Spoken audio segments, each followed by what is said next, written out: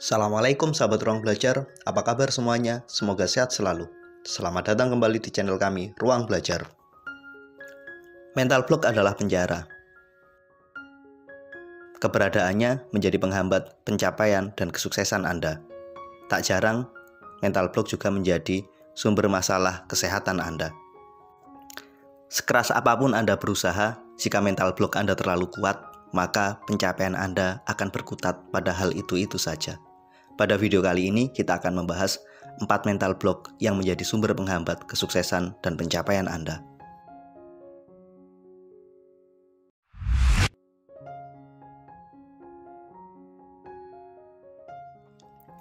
Fear adalah rasa takut.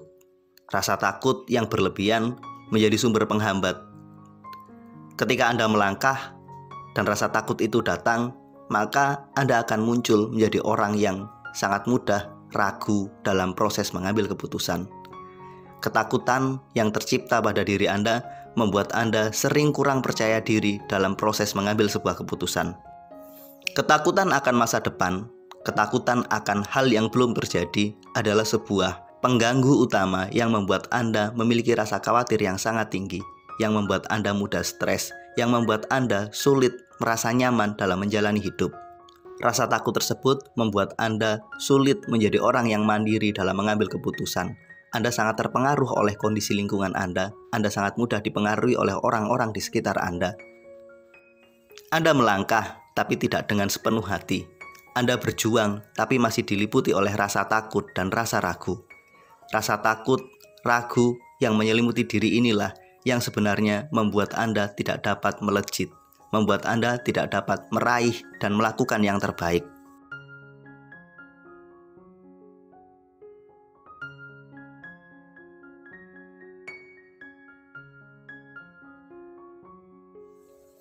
Pengalaman-pengalaman negatif yang Anda alami di masa lalu, informasi-informasi negatif yang Anda terima tentang kegagalan, pada akhirnya membuat Anda merasa menjadi orang yang gagal.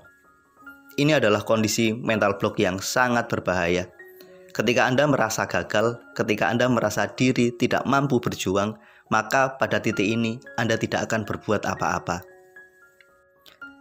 Perasaan bahwa diri ini gagal tercipta karena Anda telah melakukan berulang kali percobaan, tetap saja hasilnya tidak sesuai harapan.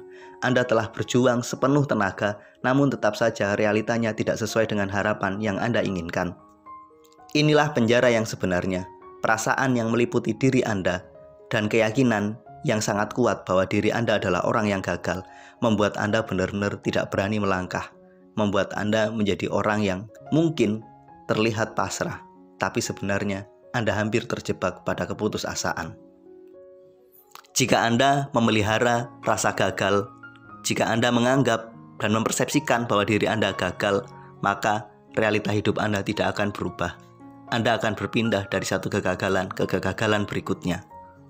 Sekarang pilihan ada di tangan Anda. Apakah Anda mau keluar dari mental block ini atau tetap stay dan membiarkan diri Anda terjebak dalam realita yang benar-benar buruk, yakni kegagalan?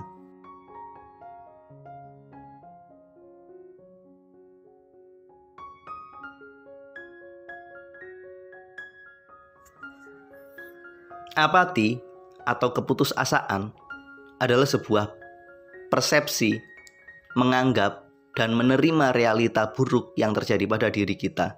Kemudian kita menyatakan, oke, saya terima realita ini, saya terima kenyataan ini, memang saya adalah orang yang seperti ini. Apati dan rasa putus asa melahirkan rasa cuek. Ia tidak peduli pada lingkungan karena ia telah menjustifikasi dirinya, memang inilah saya. Kalau Anda mau menerima saya, ya ini saya. Kalau tidak, ya sudah. Anda tidak perlu memperdulikan saya. Ia mengakui dan mengerti secara pasti apa kelemahan dirinya. Ia benar-benar paham apa yang menjadi sumber kegagalannya. Dan kemudian ia menyatakan, saya menerima. Saya menerima diri saya yang buruk, saya menerima diri saya yang gagal, saya menerima semua hidup ini. Orang-orang yang terjebak pada apati tidak hanya merasa gagal, namun ia merasa memang inilah takdir saya. Ia menganggap Tuhan mentakdirkannya menjadi sesuatu yang buruk, menjadi hamba yang mungkin tidak berguna. Perasaan apati sangat mirip dengan perasaan aksepten atau menerima. Perbedaan antara aksepten dan apati sangatlah tipis. Bedanya terletak pada penerimaan dan kemauan untuk terus belajar dan melakukan perubahan menjadi lebih baik.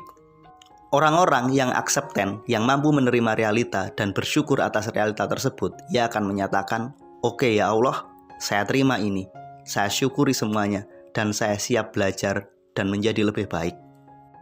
Sementara orang-orang yang terjebak pada perasaan apati, pada perasaan putus asa, akan menyatakan, "Oke ya Allah, saya terima takdirmu, saya mensyukurinya, dan memang inilah saya."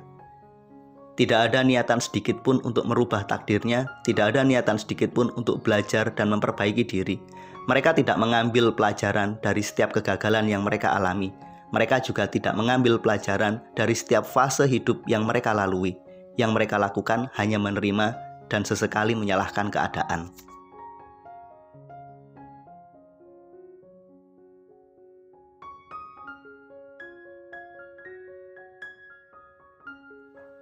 Rasa bersalah adalah salah satu sumber mental block lain yang dapat menghambat pencapaian Anda.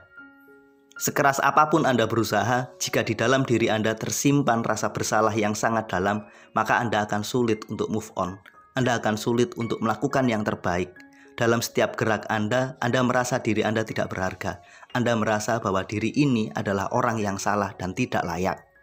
Rasa bersalah muncul dari kesalahan yang pernah kita lakukan dan sangat kita sesali.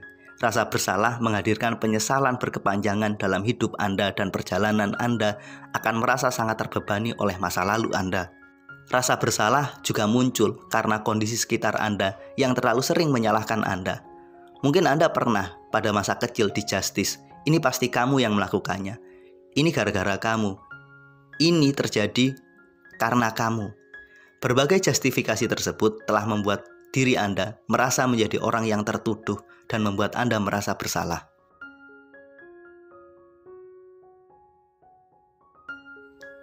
Itulah 4 jenis mental block yang dapat menjadi sumber penghambat pencapaian dan kesuksesan Anda.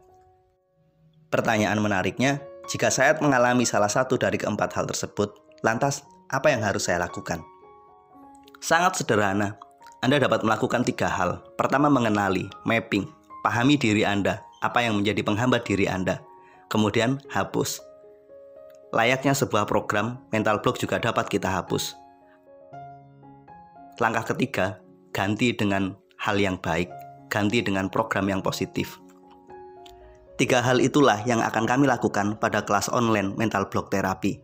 Jika Anda kesulitan mengenali apa mental block Anda, dan jika Anda tidak memiliki ilmu yang mumpuni untuk menghapus program negatifnya, dan jika Anda tidak memiliki kemampuan untuk menggantinya menjadi lebih baik, maka ikutilah kelas online mental block terapi. Ada 3 fase yang akan kita lalui dalam perjalanan selama 23 hari di kelas online mental block terapi ini. Fase pertama, mapping. Kita akan mengenali program negatif apa yang telah tertanam pada diri kita. Fase kedua, menghapus. Kita menghapus program negatif tersebut. Di fase ketiga, kita menginstal ulang program positif pada diri kita. Selamat bergabung di kelas online mental block terapi.